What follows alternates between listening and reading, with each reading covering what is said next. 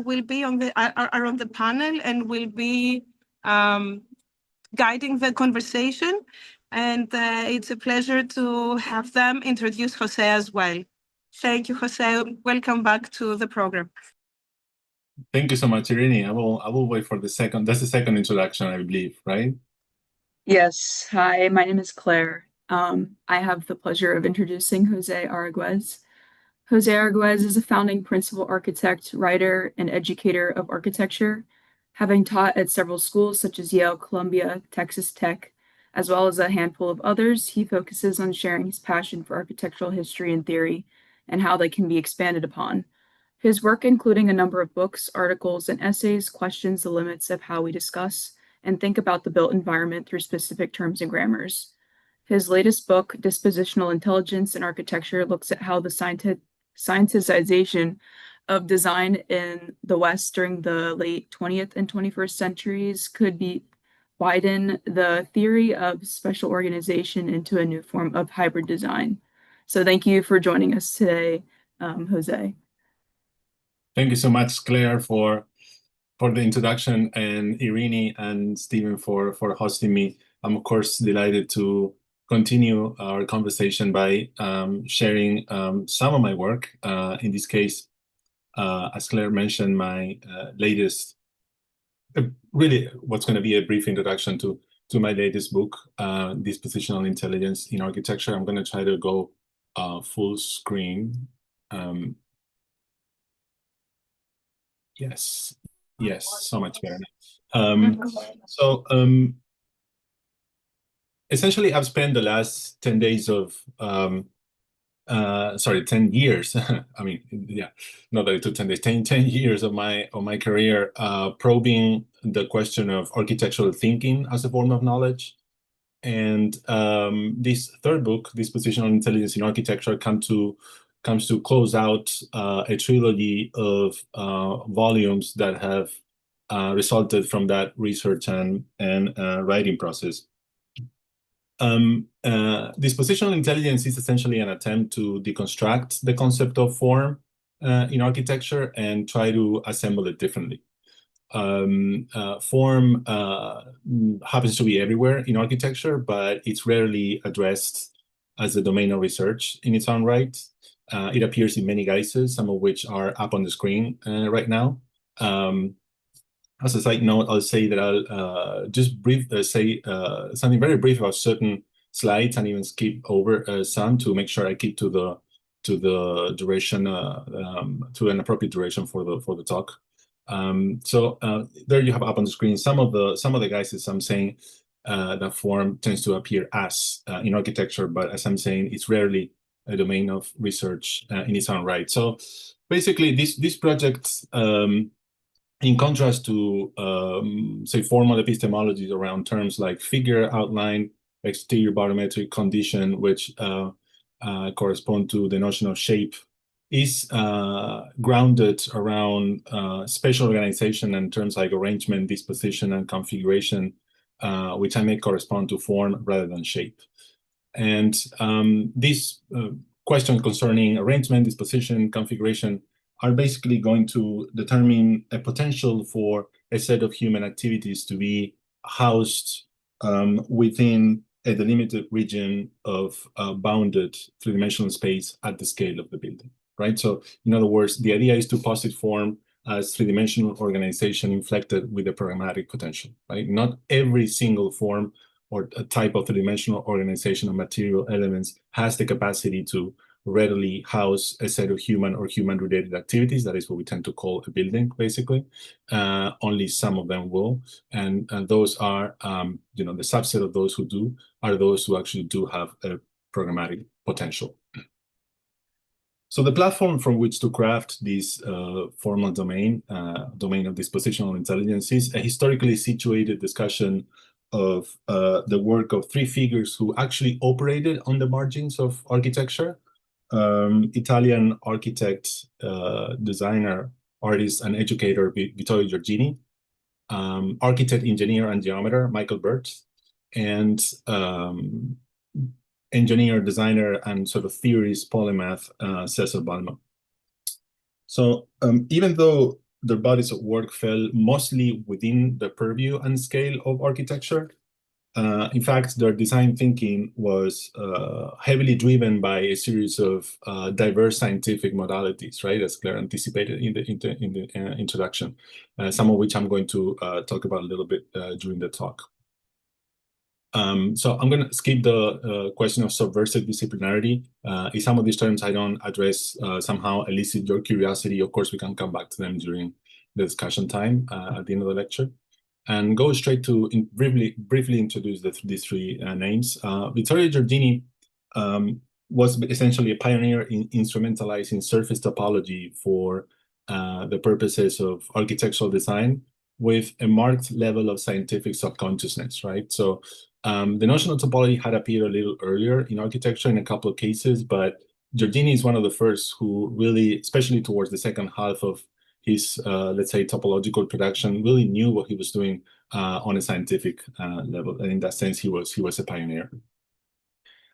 Michael Burt is somebody whose body of work falls squarely within the domain Jose, of... sorry to interrupt. Just to confirm if you are advancing slides or not, we're still seeing the first one. Is that right? Oh, no. I am on to... Oh, wow. Okay, No. I was onto this one. Okay, now we... Oh, yes, okay. Oh, You may okay. want to yes, please, one more time. Thank you. So this is the one that you got stuck on, right? Or I got Correct. stuck. Yes. Okay, so if I go, let me see, if I go full screen, then I cannot move forward with slides. Let me see. Okay, so we don't see the full screen right now. It's probably projecting on a different display. I see. Okay, so now you still see the cover and back cover, correct, Irini? Correct. Yes. Okay. So then we'll do it this way. We want to do full screen, and that way we'll avoid that problem. Okay. So now you see the three book covers, right? Yes. Okay, good. But sorry about that. I don't know why that happened. Well, this is what I talked about. Basically, this decade-long project concerning architectural thinking as a form of knowledge. This is the question of form as something else, right? That you see in architecture often, as opposed to the domain of architectural form constituting itself a sphere of research and writing. Here's what I differentiated between shape and form. This distinction is crucial throughout the project. The sort of aphorism to positive form as a particular kind of three-dimensional organization, not just any kind, but the one that comes with a programmatic potential. Brief introduction to the three figures. Question of subversive disciplinarity, as I said, I'm going to skip over. And then first I talked about Giorgini very briefly and surface topology, and here's where we stopped. So so Burt, his work basically represents one of the earliest and most thoroughgoing investigations into three-dimensional models for the subdivision of space based on patterns of configurational continuity, right? So this falls squarely within the domain of morphology, in particular the combination of structural morphology and theoretical morphology. And then José Balmón was a trailblazer in theorizing the question of nonlinearity at the core of what has come to be known as the digital turn in architecture, and somehow interpreting it as a design basis for architecture, say with a capital A, right? So not only like pavilions or furniture or facades or certain components of small components of a building or certain partial components of building, but actually fully fledged buildings. Idiosyncrasy is a big word in this project. You hear me say it often. I'm going to skip over this, but it really is important. Because basically the main historical argument in the book is to say that the architectural thinking embedded in the idiosyncratic character of these three figures, Giorgini, Burt, and Balmón, gives rise to a domain of design that constitutes a particularly appropriate medium to craft a new conceptualization of form in architecture, right? I mean, when you write a book like this, you kind of have to have a particular historical argument you want to push, and that somehow structures and provides a framework for the work. So this would be it in this case.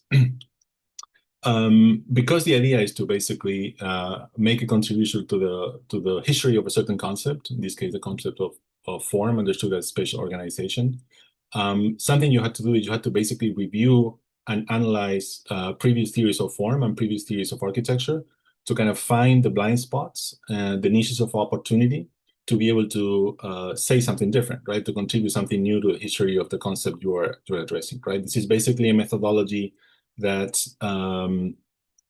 philosophers use all the time, right? So the discipline that deals perhaps more squarely with the creation of concepts follows this methodology often. So I do something along these lines in the introduction, which is in itself basically a chapter, and come up with 4 particular areas or 4 particular themes that, in my view, have to be kind of rethought if you want to say something a little bit different about form. One is to enact a shift from a duality of generic form versus specific form that structures much of the formal thinking in the history of architecture versus something like a distinction of form and shape, as I introduced at the beginning. Then secondly, the possibility of stylistic non-referentiality, not only in itself as a quality of a work of architecture, but most importantly, the fact that you can actually write something like or put together a theoretical framework around form without necessarily attaching a particular style to it, right? So you can do it in such a way that no particular style underwrites the theoretical framework that you put forth around the notion of form. So that was a goal. Thirdly, that discussions of form are indissolubly linked to discussions around formation. So basically the logics of form thinking and form processes that lead up to a particular form as an outcome. If there are actually, surprisingly to me at the beginning, very, very few theories of form. It's much less even in the case of theories of formation, the formation of architecture as a kind of thinking and design process. And then fourth, as you, of course, know, both in terms of teaching, schools, studios, but also in the professional world, it seems like architecture continues to be structured around the duality of form and program. So there is an attempt to kind of collapse that duality and talk about something like spatial organization, which stands in between form and program in such a way that it dissolves that duality to some degree. Right? So these 4 kind of themes, goals came out of that review of previous writings about form. Okay, so the chapter on Giorgini focuses on the work he developed between the late 50s and the late 70s, partly in Italy, where he was originally from, and then partly in New York, where he moved to in 69. He started to teach at Pratt in 71 until 95. And it's basically a type of work involving shell structures for the most part and surface topology.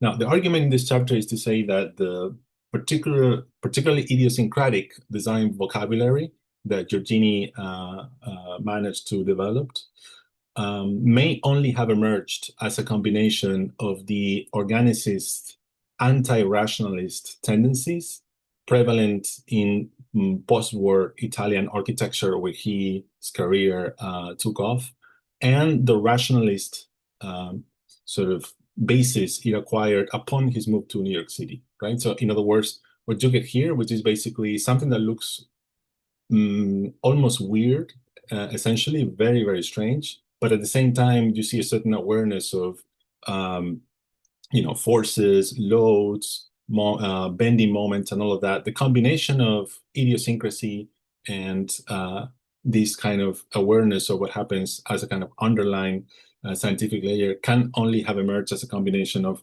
anti-rationalism and rationalism in his case. At the beginning, his project methodology was more intuitive, really. He, in his Italian phase, looked at nature as a way to kind of free architecture from what he considered to be a kind of straight-jacketed approach of modernism. But his approach to nature was one of intuition, right? Then that was basically until the mid-60s. But then by the mid-70s, his whole kind of project became much more one of investigating systems of double curved structures, right? Thereby pointing to something like a geometric theory of design, right? So he became familiar with the whole kind of sphere topology. So he's got the Möbius ring, the Klein bottle. He added his own, the Giorgini sphere as well.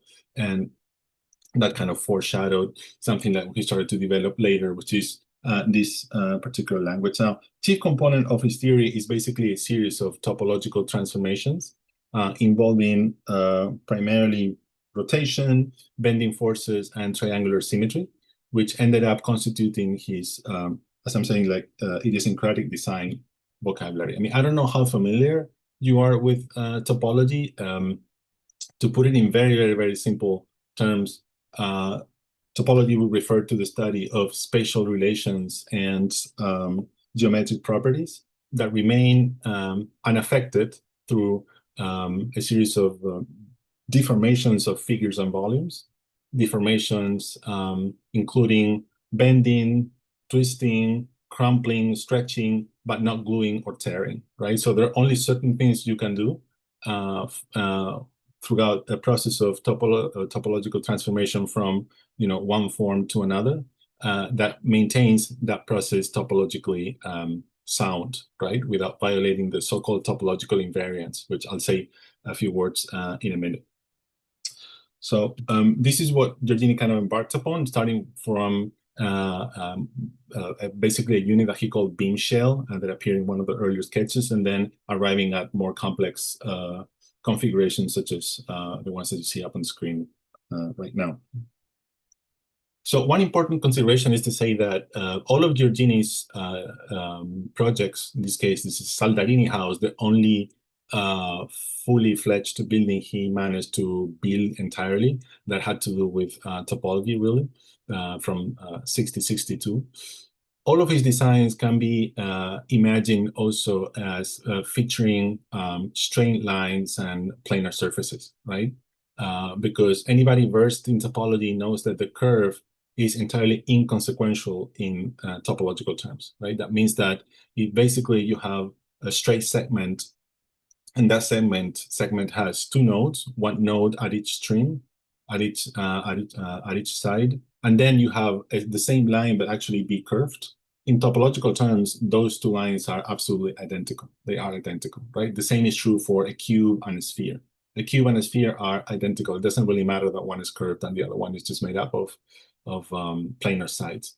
So that means that Giorgini, being really versed in topology, the choice of his design, his design is being curved and using the curve heavily and curved surfaces was really a choice, right? There's nothing when you, involve topology in design processes that prescribes that your designs have to be curved, right? So the reason why I emphasize this is because in our in the architectural language that we have inherited over the past 20 or 30 years, every time topology comes up, there's a certain association with blobby, curvy designs, and actually there's absolutely no relationship between topology and curves, right? So he just wanted one of them to be curved. There's many sketches in Giorgini's production which illustrates, I think, quite didactically this difference between form and shape that I introduced at the beginning. So, for example, in this case, you have this guy here, which basically articulates this region of space into three subspaces. So one underneath the concave portion in the middle, and then two, one on either side, like on top of the convex parts, right? And then you have this one here, which is made up of planar faces and sharp, crisp edges. And yet it articulates space in exactly the same way, right? So this is a good example where we can see that these two surfaces have different shapes, but actually they have the same form because they articulate space in exactly the same way in a fundamental sense. So there are many sketches throughout Giorgini's production that illustrate this this difference quite didactically. In other words, qualities concerning shape, such as volumetric outline or figural condition, are rendered irrelevant by topology. Right? That's, I think, something to kind of keep in mind. Now, jumping to a program the idea of program is always written into Giorgini's series of topological transformations, because every iteration within those series features a special articulation whose proportions and relational properties make them readily capable of housing a set of human activities, right? Human or human-related activities. They're never impossibly complicated, impossibly porous, or they lack enough horizontal surface. They're always realistic in terms of their capacity to house a series of human activities. And if actually you look close enough to some of these sketches, this is for a house for a sculptor in Clinton, New Jersey, for a Japanese sculptor. You can see that actually he labeled each of these spaces, so laboratory, kitchen, living, right? So the idea that program was incorporated into these transformations is important to understand that here program really adheres in form. It's not something like an afterthought, despite the complexity of the geometry, I guess. Now there are two other concepts he proposed, which can be interpreted as further grounding this principle of programming adhering in form. One called zones of influence and another transitional elements. Then I propose my own latent arrangement. Again, I'm not going to elaborate on this, but I prefer to kind of put these terms on the table, and maybe there's some of these that elicit something in you, so we can come back to any of these at the end.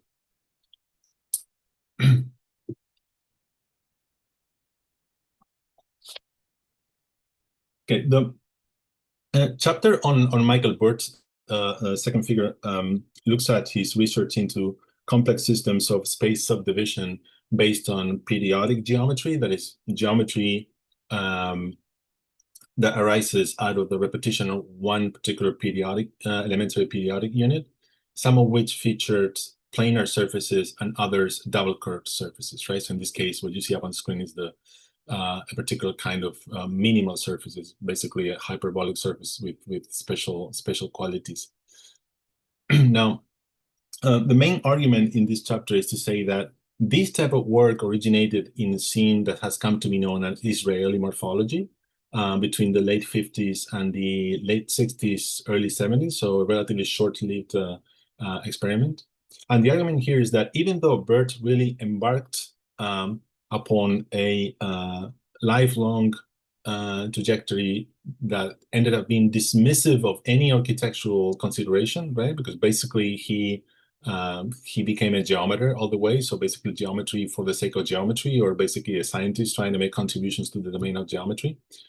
Even though that was the case, yet his body of work ended up carrying the central elements of morphology's critique of modernism, of the modern movement, to the logical conclusions, right? Architectural morphology in Israel was born with a will to kind of articulate a critique of the modern movement, and Burt, without really being invested in anything really architectural, when he was thinking about these kinds of piece of geometry, he ended up carrying that critique to its logical conclusions, right? So, for example, by favoring a radical autonomy of any number of these configurations as an alternative to functionalism, right? Which was one of the main aspects of the modern movement. By replacing objecthood, which was also quite central in the modern movement, the objecthood of architecture, so a building considered as an object, with infinity, the opposite, right? Because these are basically field geometry for the most part. And then by moving away from the specifics of the modern language through an array of formats of expression, which was also very alien to what we understand as the modern language. Burt devoted a lot of, I mean, he's still alive, by the way. Giorgini passed in 2010. Burt is still alive. He's 88, I think. He never used a computer, right? So everything you're going to see is basically done by hand. Basically, his mind is a computer. And he devoted a lot of energy to something called minimal surfaces, which I briefly mentioned earlier, which is a particular kind of hyperbolic, continuous unbounded hyperbolic surface where the mean curvature equals 0, which means that basically there's no flexure. So all of the low transmission across the surface runs solely through tensile and compressive forces, right? So that allows you to basically reduce the amount of material necessary to build any number of these surfaces. That's why it's called minimal. But others, such as Alan Schoen, whose work you see up on the screen right now, have made more important contributions than Bert to the domain of minimal surfaces, right? So for example, this is Alan Schoen, still alive also, by the way. He's 103, I think, American geometer. And these are periodic minimal surfaces without self-intersections from a report he did in the 70s for NASA, right? So I can't remember exactly why this was useful for NASA, this particular kind of research, but it's interesting. I think that would be a kind of potentially compelling study to do of its own. Now, minimal surfaces Bert did a little bit, but it's particularly so-called space network theory, which is many of these cards that he has done for decades, where he tried to discover new networks in space, which would, I mean, this is kind of a little bit complicated. I'm not going to get into this in detail, but it's not just the network. It's basically the relationship between the network and then the surface that basically cuts across space in between the network lines and the nodes, right? So it's a combination of different things within the same construct. He has produced basically thousands of these over the years. So-called quasi-crystallinity, which involves aperiodic tessellation, meaning tessellations that are patterned but not periodic. There is a particular, so crystals tend to be regular and therefore periodic. They are based upon a certain unit that repeats itself in space infinitely. But there is something called quasi-crystal, which is was discovered by somebody called a chemist called Dan Shechtman in '83, where he won the Nobel Prize, and he was still friends with Bert.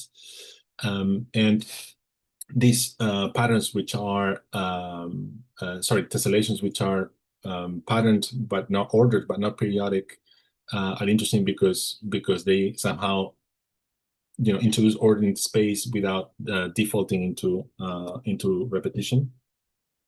Something called sponge polyhedron or implural sponge polyhedra, which is basically like an extension of the idea of a polyhedron, of a regular polyhedron. The difference being that a regular polyhedron, like a tetrahedron or an icosahedron, forms closed areas in space, while these unfold infinitely without ever forming a kind of closed region. And sponge surfaces, which are basically unbounded, continuous unbounded hyperbolical surfaces that also extend infinitely in space, a particular case of which is the minimal surface I briefly introduced earlier. Now, not all of these, all the outcomes that Bert produced over the years are really relevant for to form in an architectural sense, right? Because not all of them are readily capable of housing a set of human or human-related activities, right? Only some of them, a subset of them, can do that, right? So, for example, the ones that you have up on screen can be considered to be non-architectural spatial arrangements because, obviously, due to their complexity, the lack of horizontal surface, and any number of other features, it will be impossible for them to house a program without deforming them or basically altering them to the point that they will become something else. Now, to show some of the ones that do have this quality of program as an inherent component because they're capable of housing certain human activities, these are the so-called cylindrical type, the cylindrical sponge polyhedra, and they clearly resemble tower envelopes, right? So one can imagine these being turned into the basis for a tower. Or some of the so-called monolayered polyhedra can be read as single-story buildings with interior courtyards, right? Pretty easily. Or some of the multi-layered ones are assimilable to multi-story buildings with open spaces at different heights. Now, in the case of specifically the multi-layered and the multi-directional polyhedra, so the more complex, they are interesting because they give rise to two subspaces or two sets of spaces that define one another in 3 dimensions by forming a series of interweaving regions that never intersect, because the membrane, that is the surface itself, always stays in between, right? So it's basically a sort of yin-yang that operates both in plan and section within the same surface, and therefore gives rise to subspaces that can be considered to be complementary, right? The same way that in a yin-yang, the white portion and the black portion are complementary within the same circumference. So to kind of characterize this quality, I propose the notion of spatial reciprocity, because these two sets of spaces are reciprocal in 3D in their complementarity in both plan and section. And to my surprise, this notion of spatial reciprocity or something like that has really been very little used in the history of architecture, even though architecture often operates on the basis of heuristic binaries, right? Such as private versus public, or open versus compartmentalized, that lend themselves to be articulated through spatial reciprocity in a productive manner, right? So it's kind of difficult or rare to find examples of that. There are a few nonetheless. For example, on the bottom left, you have the SUS housing project by Toyo Ito, where you have spatial reciprocity in plan only, right? Because you see it's kind of mild, but you can see that the sinuous nature of those enclosures is such that they each unit defines every adjacent unit, basically, so they define one another in plan. Or in the case of the double house in Utrecht by MVRDV, what you have is a spatial reciprocity in section, right? So you can see how each of the two houses interpenetrates each other without intersecting, right? Because the wall, the sort of staggered wall in between remains intact, but they define one another in section. Now, what happens with some of the spatial arrangements that Bert worked on was that they feature spatial reciprocity both in plan and section, right? So it's as though you combine the both of the kind of concepts on the bottom of the image. Now, all of the spatial arrangements that can be reduced through topological transformations to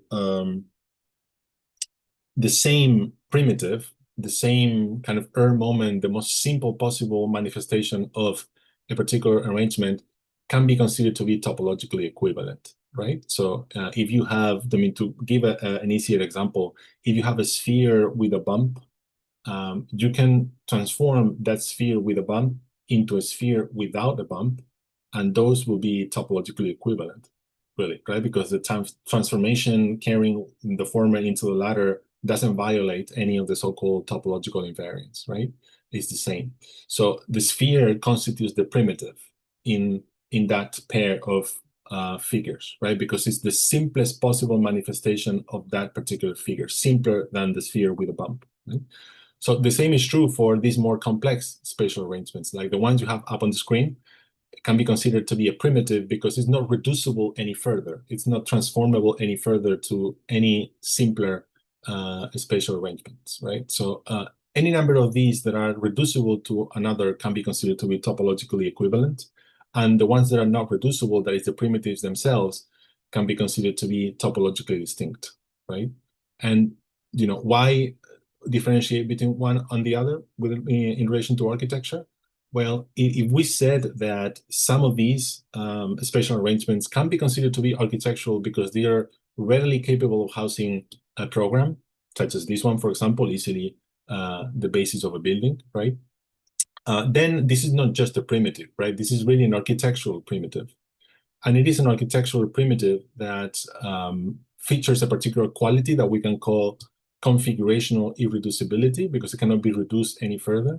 And therefore, that quality of configurational irreducibility can be, in a certain sense, the marker of newness, really, for these spatial arrangements, right? Because it cannot be reduced any further to an equivalent spatial organization. Right? So that's why I propose this notion of configurational irreducibility, which would be one where when you hit upon it, it would be, okay, now there's no equivalent to this. I've arrived at the sphere moment, right? The simplest possible, the moment, simplest possible manifestation of this arrangement.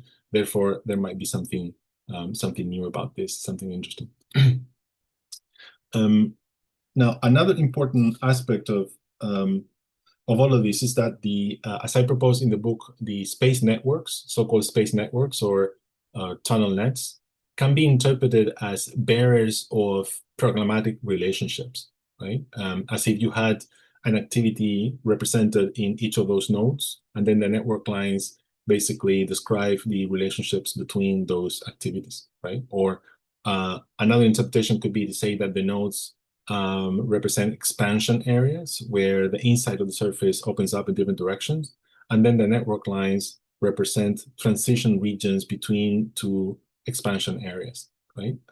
Now, that gives rise to a whole terminology in the book involving potentially slightly different way to think about program and how a program is housed within a building, such as programmatic condenser, programmatic unfolding, soft zoning, fluctuating programmatic thresholds, which basically aim to kind of create an alternative vocabulary for thinking about how activities are distributed across three-dimensional space.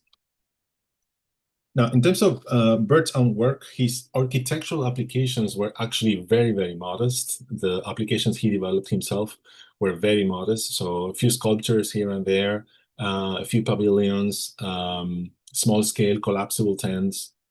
So you have some of those up on the screen, or this other pavilion he did in 1980. Now, the one exception is this project called Aquaville from 1969 for the Paris Biennale for Young Artists, which constitutes the only example in his entire oeuvre where he designed an entire building out of one of his, in this case, it's a sponge surface, right? One of his spatial arrangements.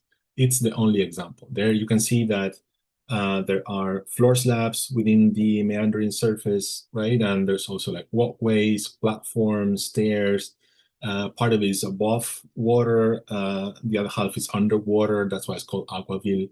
But it really looks like a fully fledged building. Now, I asked him about 45 years after this whether he had ever thought it possible to turn one of his surfaces into the basis of a fully fledged building. He said it was impossible.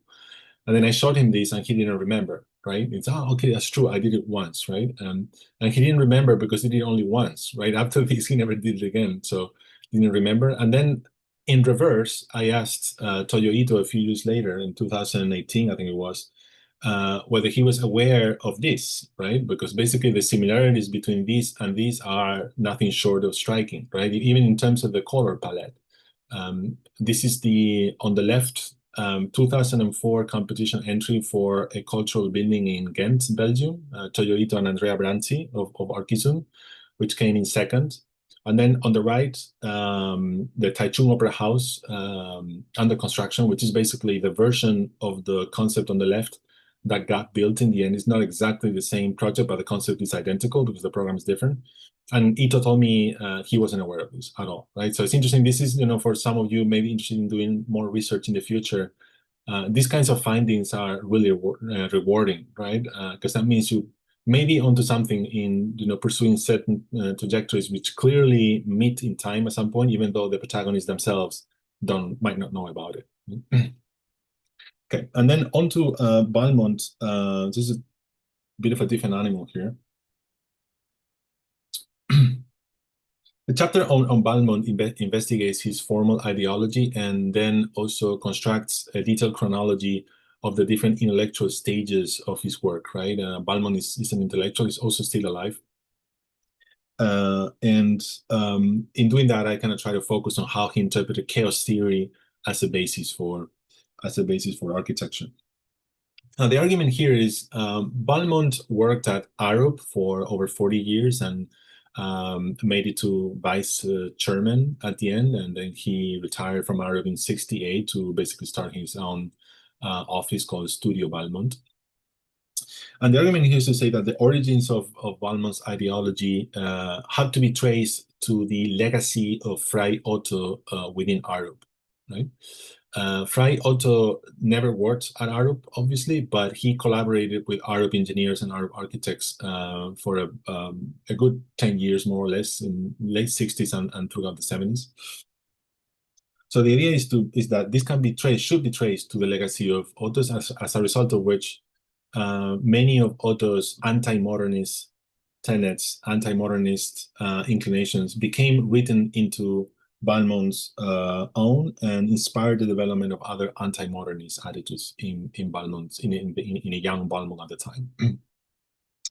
Now, in the 70s, questions concerning nonlinearity, complex morphology, biological structuralism, minimal surfaces, these kinds of terms were part of the lexicon Arab already in the 70s, right? So Balmont was exposed to this very early on in his career, and that shaped his view of basically formal thinking to the point that much of it subsequently became central to his own projects as a designer.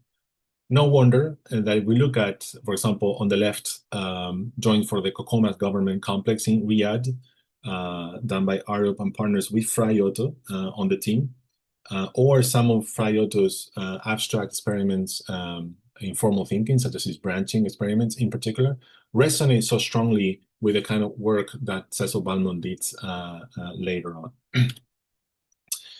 Now, I don't know how familiar you are of the three figures I'm briefly introducing today. Cecil Balmont is the only one that's really very famous.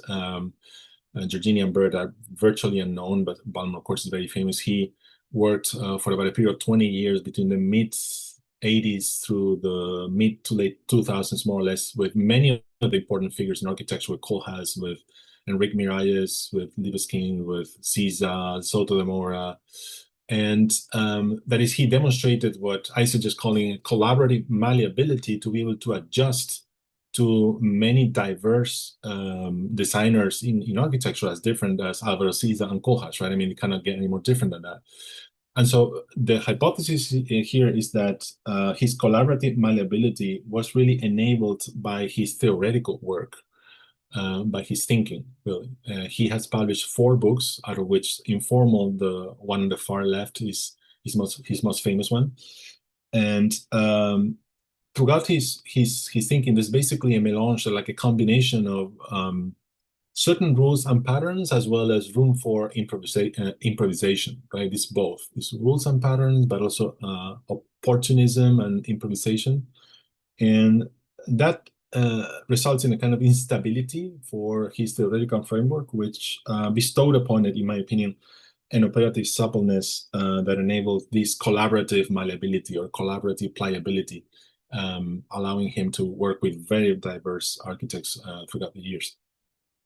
So the book features many of the faxes that he exchanged with these architects. For example, those are with Koolhaas for a competition in La Défense, a tower competition in La Défense in Paris.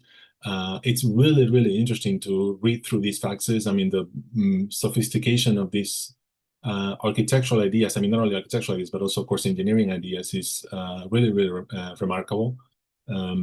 This is also with Koolhaas for the Seattle Public Library. This is one on the left with Daniel Libeskind, Cincinnati Art Gallery project. The one on the right is with Shigeru Ban for the Pompidou Metz building, which was built. This is with Philip Johnson towards the end of Philip Johnson's career for a tower scheme. And there are 2 notions I want to kind of discuss briefly that are particularly important in Balmont's engineering thinking. One is the notion of episodic structure that he developed with Koolhaas. So the idea that instead of having elements more or less homogeneously distributed across all of the building, right? I mean, basically a load-bearing structure where all of the elements are homogeneously distributed. The idea here would be to have different structural systems juxtaposed to one another, right? And driven by local considerations, particular considerations applying to different rooms, right? So as if you had different episodes of structure as opposed to an overriding structure, load-bearing structure.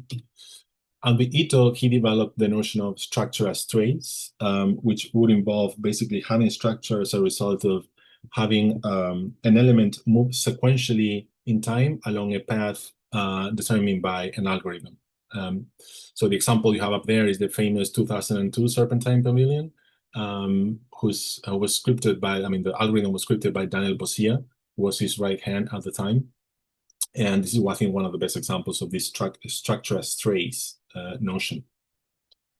There are many examples where you can see that the dynamic character of these formal procedures was manipulated or was kind of conceived in such a way that it gave rise to accidents and anomalies, right? So the idea is not to have the kind of overriding pattern become a design, but rather for its dynamic sort of emergent quality to give rise to anomalies and accidents.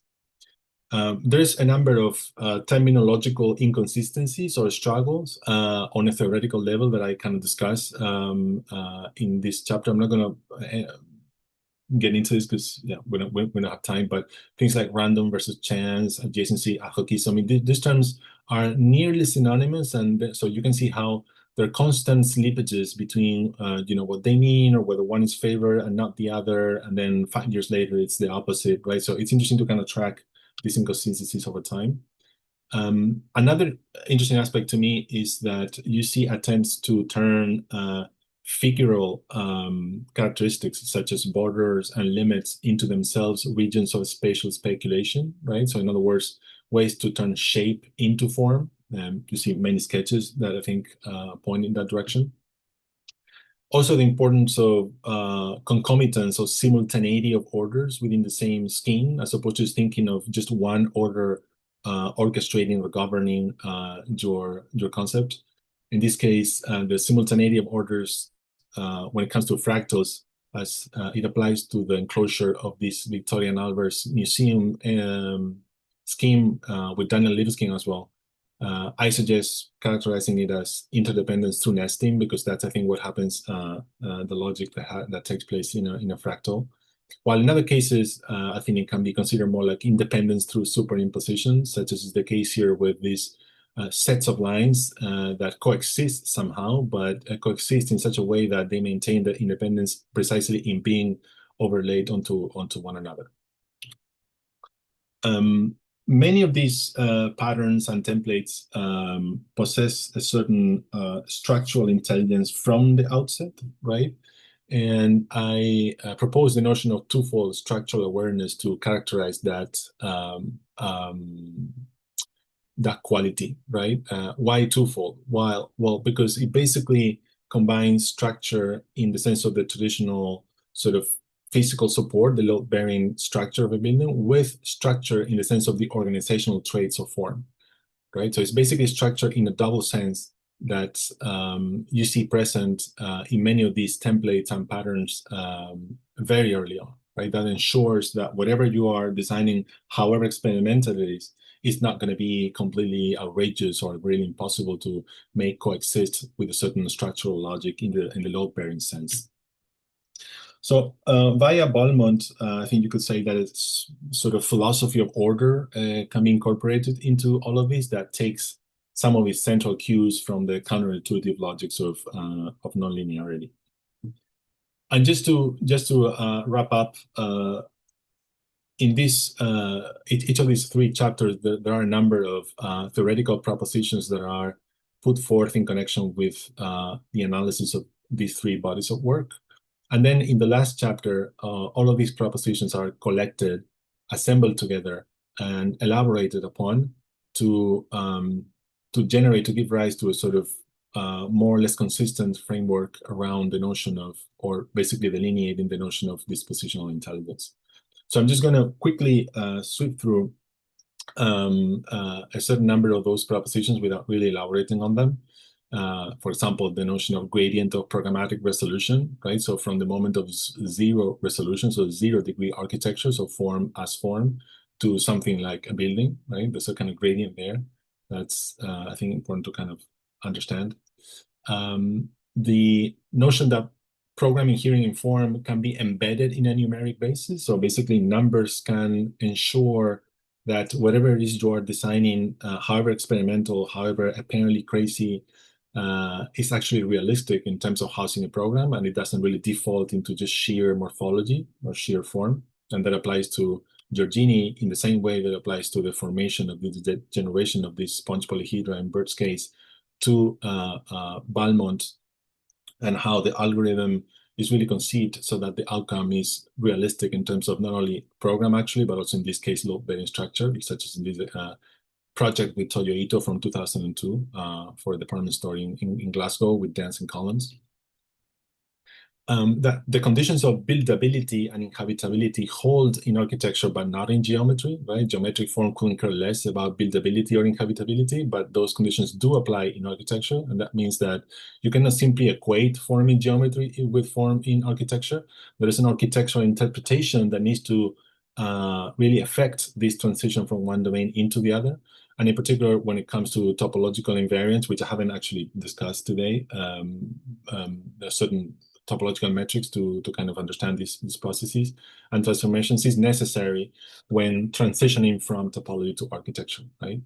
This applies to any number of other domains, right? From film studies to queer studies, right? From literary criticism to film history, from metaphysics to architecture, right? Anytime you try to affect the transition between one field and another field, or one discipline and another discipline, there's a form of translation that needs to take place in order for that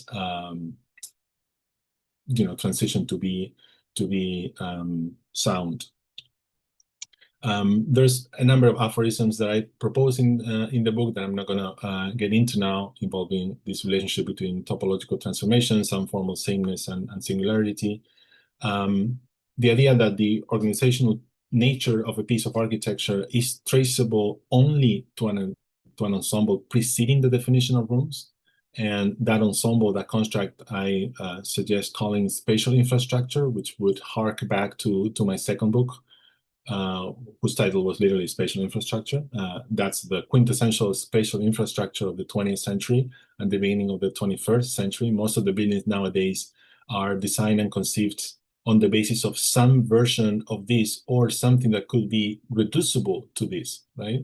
As for what I was saying earlier, topological reducible to the Maison Domino. And alternatively, any spatial infrastructure embodying a previously unavailable primitive, that is one that's not the Maison Domino or any number of the ones we know, will expand effectively the domain of architectural form, right? And therefore, configurational irreducibility as a property of primitives can be understood as a marker for that extension, right? Whenever you hit upon something that cannot be reduced to the Maison Domino in architectural terms, maybe you are into something, right? If whatever you're working with can be reducible to the Maison Domino, you're basically still designing around a paradigm that's 113 years old, right? Maison Domino is 1912, I think. 3 open territories for experimentation. I suggest in the book. One is spatial reciprocity. As I said earlier, there's very little of that in the history of architecture for some reason. Quasi-crystallinity is something that architects have also picked up on very, very little. And it's interesting because it allows you to basically organize a building in a way that's ordered and patterned, but not repetitive, right? So you get the benefits of order without the problems or the kind of dullness of repetition, I guess. And fractals, right? Understood in 3D, not in 2D, because fractals will allow you to have the coexistence of different programmatic scales within the same building in a way that's also kind of organized. The role of three-dimensional networks to interpret and generate new programmatic regimes. We, for the most part, tend to use the same programmatic regimes as usual. Museum, house, hospital, schools, right? These are programmatic regimes, really, or programmatic packages. There is a suggestion here to use this kind of network vocabulary to invent new packages, right? Which do not necessarily correspond to the ones that we're familiar with, and that can really address maybe our contemporary society and contemporary times in a better way.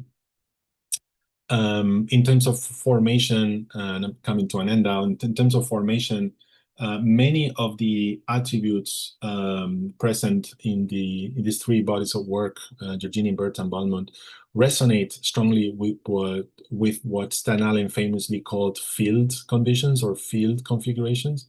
And there's one of them that's particularly conspicuous and important, and that is what we can call part-to-part relationship as opposed to part-to-whole, or local syntax, or basically the local connectivity of elements as they give rise to something larger. That can be sort of characterized as local determinism, which is basically, I think, at the core of much of this. In the case of Giorgini, this local determinism is captured or is embodied in the beam shell that's functional as an origin for the more complex outcomes.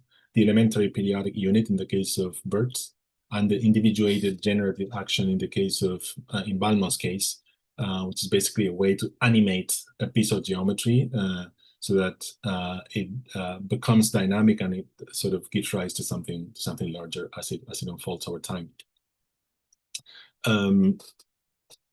Style is irrelevant to form. I'm told one of the potentially most controversial claims in the book. I mean, basically the entire history of architecture somehow has associated style with form. And here the idea is that when you introduce topological thinking to the judgment of form, that renders style irrelevant, right? So style will be all about shape, but not about form. And the possibility that non-referentiality, the fact that you're building your design doesn't really resemble a particular set of aesthetic codes readily, can be tied to processual self-consistency, right? So your design process can be conceived in such a way that it's consistent, and that somehow would give you this non-referentiality, which I also differentiate between singular and neutral. And that's it. I guess all in all, what you have here is basically the introduction of a constellation of new terms, which together delineate the domain of dispositional intelligence. Thank you for your attention. Thank you very much, Jose. This was eye-opening and enormously helpful analytical framework to understand certain categorizations put in terms that are made somehow easy to follow, even though the concepts are very complex. So thank you for that. I had the question whether you had considered as part of this topological configuration the work of Yannis Xenakis. And to add to this, I'm curious about the relationship between these topological mathematical models to what can be triggering that. In the case of Xenakis, music theory, for example, right? And how that can inspire this kind of analysis through mathematical models. I'm curious whether you have found in your research other parallels such as this, the music and form making as an example. Mm-hmm. Yeah, so Xenakis, who is an absolutely fascinating figure to me, obviously, I mean, really hard to classify. So yes, I came across his work a long time ago, and I mean, as you know, Xenakis' involvement with architecture was more or less short-lived. It was, with Corbusier and a few other iterations, but then it remained kind of latent, but he went in other directions. While the production of these three figures is more substantial, basically, in terms of the architectural outcome or the outcome in terms of form that can be assimilated into architecture. So that's why Xenakis would be maybe a little bit, not prolific enough in terms of his production involving architecture. But in terms of his thinking, I think he belongs in this type of approach to form thinking squarely, right? Completely. And he was also, I mean, he was very, very...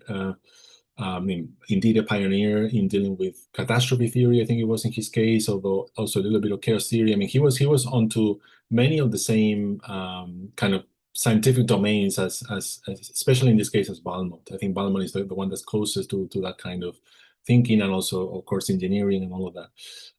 Now, in terms of another sort of discipline, for Giorgini and BERT, not so much, because they operated squarely out of geometry itself, let's say. For Balmont, for sure. including music. I mean, but Balmont, that's why I described him as more of a polymath, really. I mean, it's fascinating how he can transition easily between, economics, politics, music, metaphysics, design, art, right? I mean, he will basically go wherever he'll find some potentially surprising trigger for something, right? And that involves music for sure. There's only so much that you can do in one chapter, so that I, to the best of my ability, I try to focus just on those things that I think are directly relevant to what I'm trying to do with the book. But Bannon himself is somebody who would deserve, one or two books for sure. And I think he's, for several reasons. I think one of which being that, of course, he's still alive. I mean, this stuff is really recent, but I think over time people will pick up on that, hopefully, and unveil some of these other questions that you're posing now. Yeah.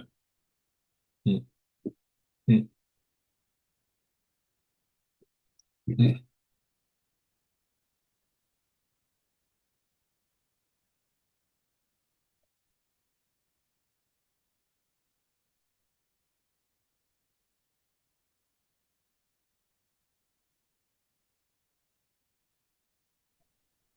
Hi, Jose. I Okay. also have a question.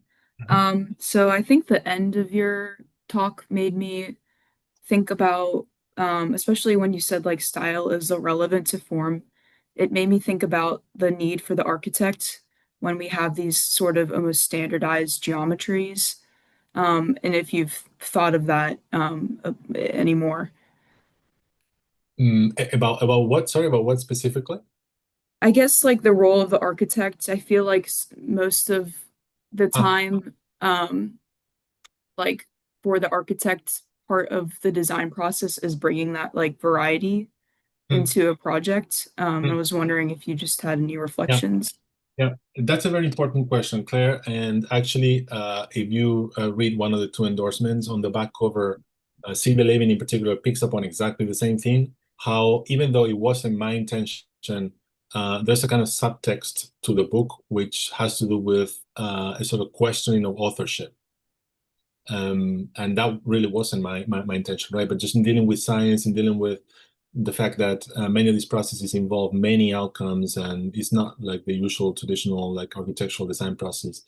Now, Claire, I do think the architect is very important, right?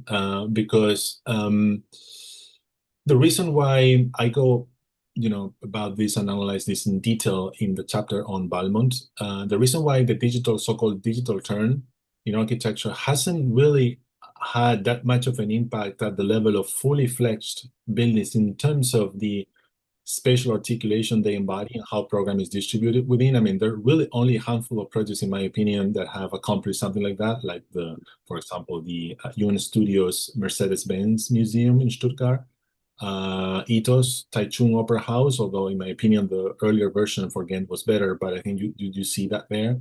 Yokohama, FOA's Yokohama terminal. I mean, there's really just a handful of buildings which somehow managed to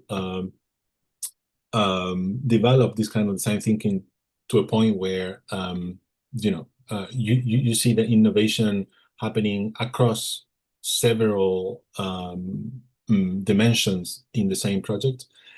And the reason why that hasn't been the case more often, in my opinion, is because the architect was really not that present in many cases, right? Because many of the design processes coming out of the so-called digital turn since the early 90s has had more to do with process design than outcome design, right? These are people that both Irini and myself trained with, people from our generation, and you'll talk to them, and they care primarily about process design. When it comes to outcome, they tend to be diminished. And there's really not a lot of architectural judgment going on in terms of, all of the things that make up architectural thinking, which is a lot. Tectonics, load-bearing structure, facades, materials, phenomenology, atmosphere, light, context, program. Architectural thinking is a lot of things, right? So all of that was fairly absent when it came to, when it became about judging the outcome of these kinds of, design processes. So that, along with other factors which had to do with basically our history, 2008 crisis. I mean, there's a number of other things going on there that also kind of pushed architectural discourse in different directions.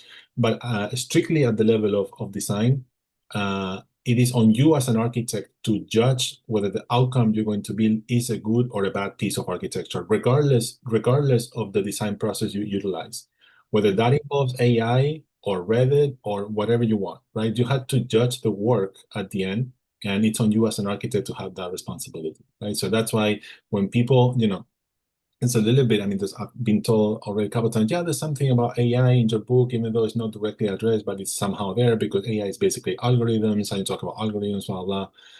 There's nothing new about AI if at the end AI produces, or the, resorting to AI as part of the design process results in a piece of architecture that's not good, right? But the innovation is going to happen at the level of the process itself, for sure, because AI is a new thing. But at the level of outcome, maybe we're producing architecture that's 100 years old, actually. And so, it's important to emphasize, especially with young students, careful with what has the kind of aura of innovation, exactly at what level, on what level is that happening, right? And so as an architect, you have to be trained, not only as an architect really, but also as a critic. And as a teacher, if you teach as well, to judge the outcome of your design process and determine whether it's any good on the basis of parameters and metrics that have to do with architectural thinking. Again, tectonics, program, form, facade, envelope, activities, context, right? The kinds of things that really make up a building. Thank you.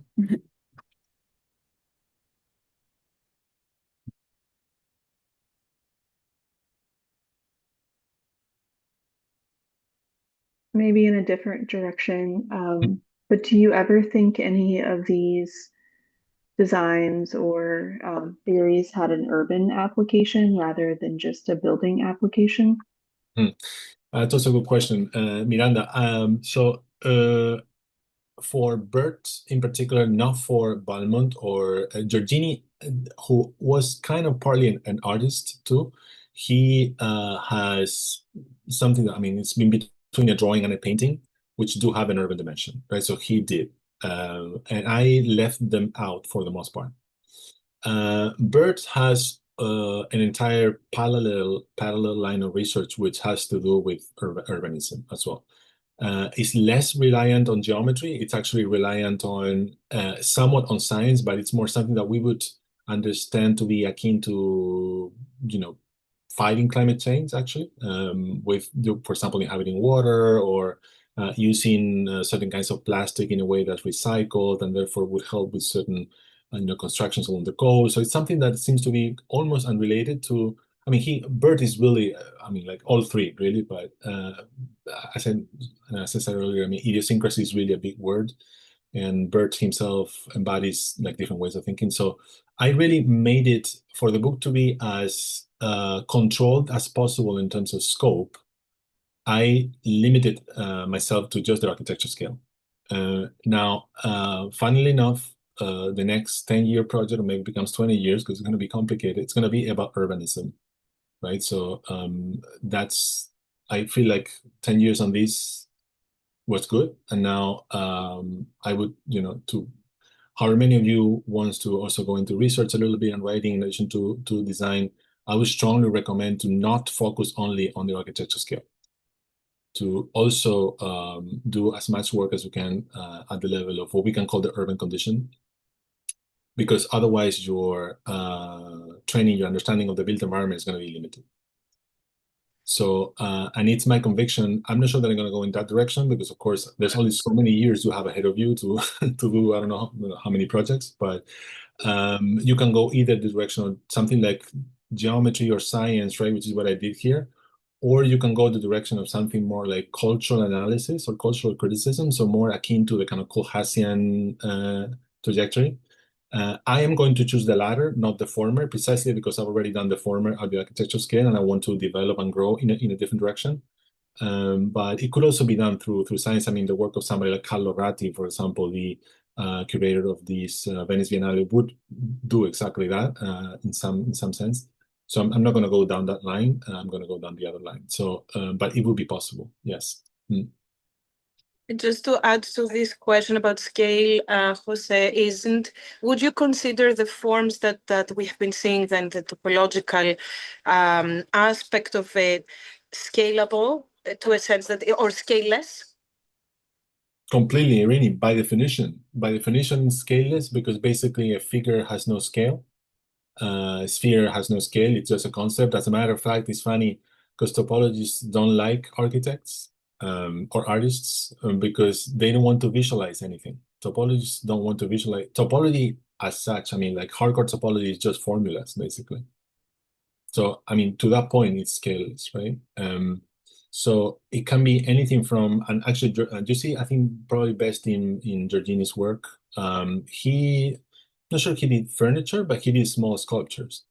He did anything between small sculptures to all the way, as I mentioned to Miranda just moments ago, to not entire cities, but he did something in the urban scale also with this kind of similar approach, right? So it is totally scaleless. There's no, the thing is for dimensions in topology are completely relevant. Exactly. To that extent, it could be applied to a building scale or urban context in a similar fashion. There is a question in the chat. Perhaps you can see it.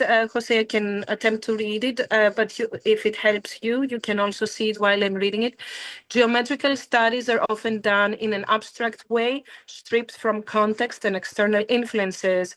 What are your thoughts on adapting a pure geometric idea to real-life design problem while remaining contextual? The balance between the honesty and purity of the form and adapting to external influences. Yeah, that's also a very important question. And you know, in an interesting way, I think it connects to your question also, just reading now about dimensions, right? These things really have no dimension, and they also do not embody, as I said a few times, a particular shape. So basically, what you design, if you follow something like this design approach, what you design is a certain way of articulating space in the abstract. Just that. Now, when it comes to implementing that on a particular site, on a particular context, it's really so abstract. It's not anything, right? It's a particular kind of approach to spatial articulation, yes, but it's at the same time leaves so many degrees of freedom undefined that to then finalize it, right, to refine it, to complete it so that it becomes a building, you have all the agency in the world to materialize it in a way that addresses the questions concerning context or whatever you want to do with it at the level of its site and its situation. So in other words, this book would not be about geometric purity at all, even though, especially I think in Bert's work, it could seem that way because there's a certain purity to the way those spatial arrangements are represented and modeled in those physical models. It's not about any geometric purity at all. It's about a kind of philosophy of order, really, as I said about, particularly about Balmont at the end. It's about a particular way of designing things in the abstract in such a way that you ensure potentially a certain level of innovation and rethinking of how activities are distributed in three-dimensional space, without at the same time defaulting to either a particular style, one of which could be a certain purity or a certain minimalism or a certain kind of geometric style, or that not being open enough to be able to accommodate obstacles or conditions arising from a certain context, a certain geography, or a certain time period, right? So it's basically a situation in between. And I'm glad that that question was posed, because I didn't really have time to go into that length, especially in the chapter on Balmont that's discussed at great length, right? How this is about this kind of middle ground in between the definition of something and then at the same time enough degrees of freedom for it to be adjustable to different contexts. To be fair, some of that was already brilliantly, in my opinion, brilliantly discussed and proposed by Stan Allen in his field conditions piece, right? I mean, that's basically, he already worked it out in a way that was convincing enough how, particularly in that case, was a field configuration. In the case of my book, there's not just field, there's also like other approaches. Can have a certain identifiable DNA and at the same time being open-ended enough to adjust to different situations. So it's, again, the opposite of purity, basically.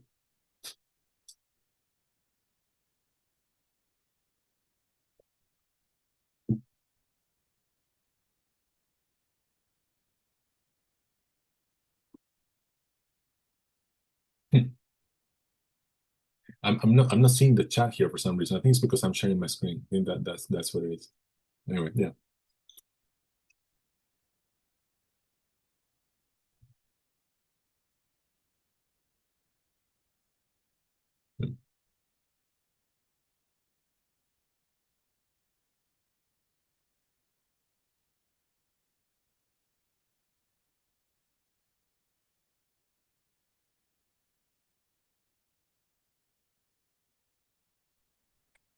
I can't help but to also reflect on your statement that um, more contemporary work is process oriented rather than outcome oriented. And maybe tying this back to a little bit to the question that Claire posed is, we've come so far technologically where I think it was you who said it was Bert who's kind of like a human computer developing these shapes and these models mostly by hand. And now we can apply motion sensor tracking to ballet dancers and create forms based on their movements to certain songs and visualize those in really precise ways and analyze them. But really, that's kind of where it stops, and it's not necessarily more complex forms, but more complex images. And I think that's also kind of where artists are very easily able to latch on to kind of the side of the architectural language or form making that you're talking about. Yeah, indeed. And I think some of these, actually nobody asked me that before. I think I mean, Jardine himself was, like I'm saying, half an artist, basically. I think Bert less so. He's more of a scientist, basically. But also Ballman slips into art easily, I think, in my opinion, because some of his sketches can be interpreted by, artists easily and they answer some performers. So some of these could be indeed relevant to artists as well, I think. And then that's an entirely different thing, right? Because the way outcomes are assessed and felt and evaluated in art is actually very different to the way they are in architecture. That's a whole other domain. I mean, that's basically another T-Space event, I think.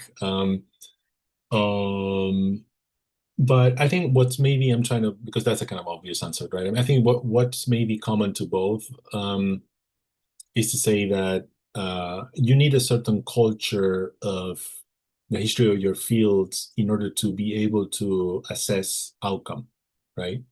It's fascinating to listen to some of Richard Serra's interviews, where he's constantly like justifying many of his decisions on the basis of how this artist or that artist did this or that, right? Or how this critic or that critic came up with that notion or this notion, right? And he's kind of not unlike I try to do with concepts, and I did so-called, I mean, major, quote unquote, major in philosophy during my PhD. So that's really my passion when it comes to some of these.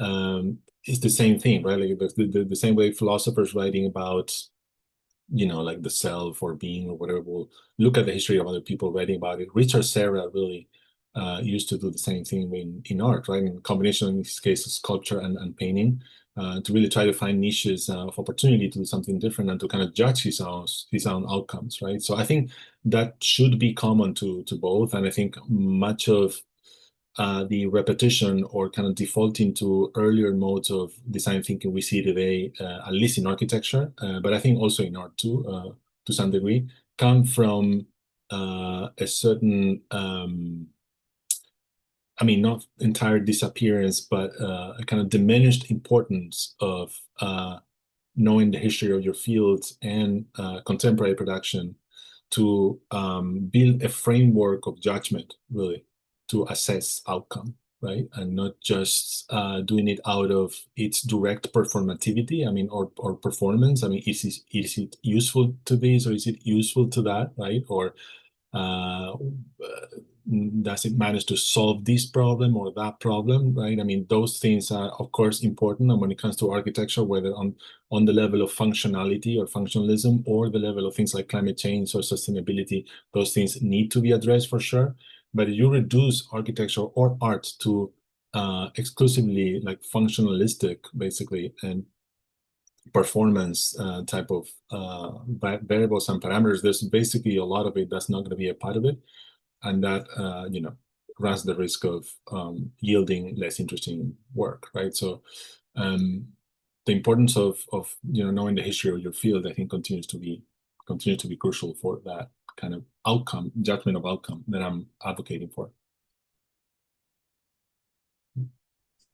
Jose, there is another question in the Q&A by Yiri Wang, shared also an article you can access in the chat, and asking, do you think anything can be turned into geometry? Do you think anything can be turned into geometry?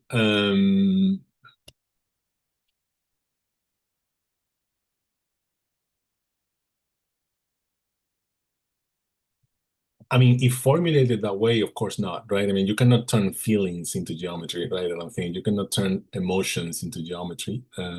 You can maybe generate emotions through geometry for sure, but I don't think you can turn them into.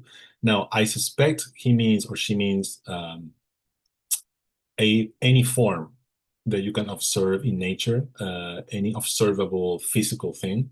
If that's what it's meant, then yes, right? I mean, but actually, I think in the chapter on Giorgini specifically, I discussed some of the lineages leading up to, I mean, like people like Goethe, for example, Semper. I mean, people who really looked at nature as a way to understand the kind of underlying geometric logics. And between what came out of that lineage, and then of course developments in computational design, you can comfortably say that through geometry you can basically approximate, if not entirely equal, but approximate a description of pretty much anything observable in terms of form, but not anything, right? I mean, I think again this person meant probably something formal, a form or something, but not anything. But yes, I mean, for sure. I mean, there's 3D scanning, I mean, of course, you name it, right? And many techniques like through AI as well. I mean, you can basically replicate pretty much anything, including the dynamic aspects of form as well, right? So this kind of goes back to what Miranda was saying earlier. I mean, you can replicate the dynamic character of, like a dancer generating a form through movement, or, a dinosaur, or I mean, you name it, right? So yes, and I think that has been possible for a while, to be honest. Now, how much of that is relevant to architecture, how much of that really falls into the domain of architecture, I think that's another discussion. But just a greater sort of formal culture or culture of form is useful to the degree that it basically opens up new horizons for your design thinking, but that doesn't mean that it's going to make any architecture any better. So there's still incredibly subtle, simple, formally simple architecture that's going to be exceedingly good and without the need for anything complex or any form, complex formal processes. So it's more about kind of enlarging your culture of form design, basically. I think what's important there.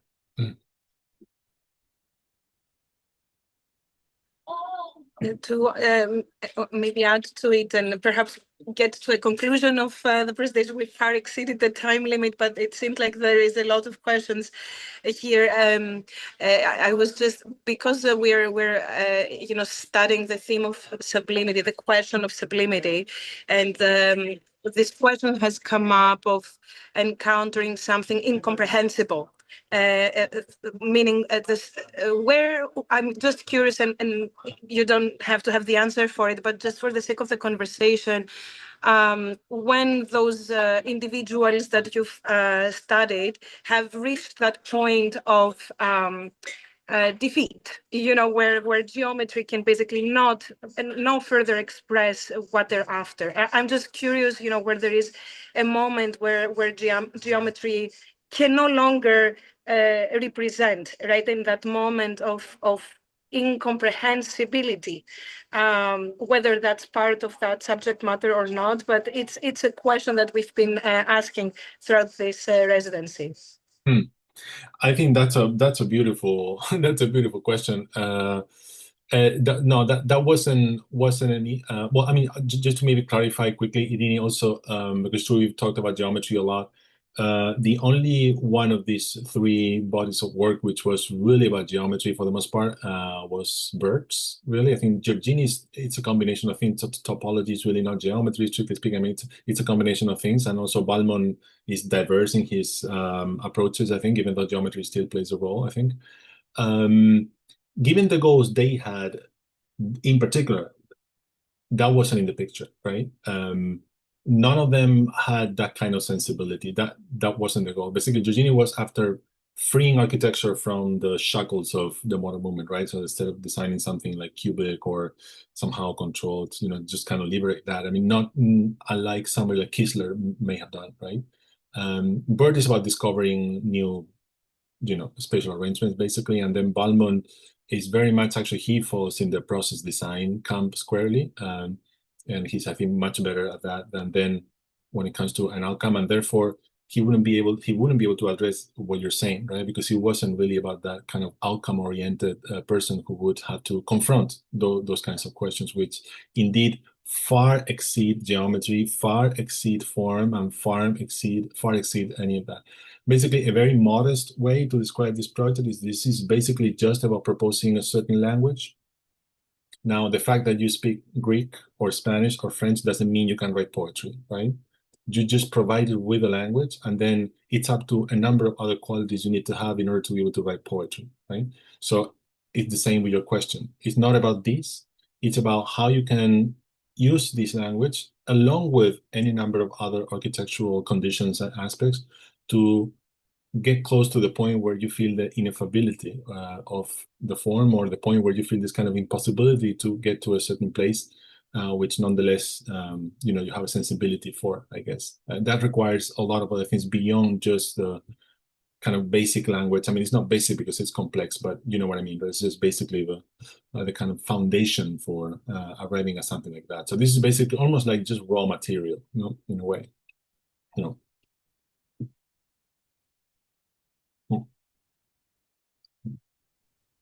Thank you very much, Jose. Thank you for the insights and the thought-provoking conversation. We would love to have you for our final presentations if you're available. We'll follow up with an invitation. I think it would be interesting to discuss the outcomes of the residency together. And with that, thank you again. Thank you very, very much. I would be delighted. Irini, we'll be in touch over email. That would be great. Thank you all for listening. It was great. Bye-bye. Bye-bye. Thank you. Thank you.